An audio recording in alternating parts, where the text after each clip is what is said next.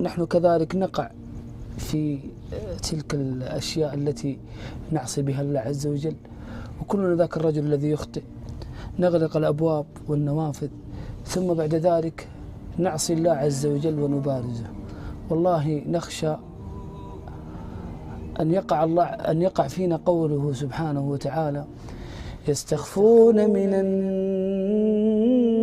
الناس ولا يستخفون من الله وهو معهم إذ يبيتون ما لا يرضى من القول وكان الله بما يعملون محيطا.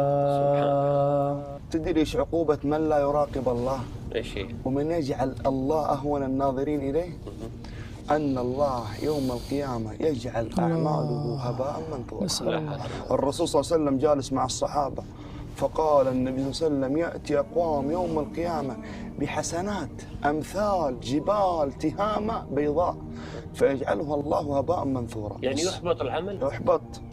فالصحابة رضوان الله عليهم خافوا، قالوا: يا رسول الله صفهم لنا، جلهم لنا، أعطينا مواصفاتهم لعلنا ألا نكون منهم. قال: أما إنهم من بني جلدتكم، يعني مثلكم، ويأخذون من الليل كما تأخذون، يعني يقومون الليل. نعم، ويصومون من النهار كما تصومون، إلا أنهم أقوام إذا خلوا بمحارم الله انتهكوها.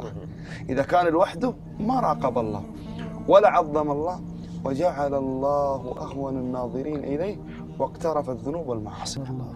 الله سبحانه وتعالى يعلم السر وأخفى جل وعلا. فمع الأدب مع الله سبحانه وتعالى أن الإنسان إذا اختلى بالله جل وعلا أن يتقرب إلى الله سبحانه وتعالى، لأنه سبحان الله ترى الطاعة في الخلوات مثبتات والمعصية في الخلوات منكسات، نسأل الله العافية.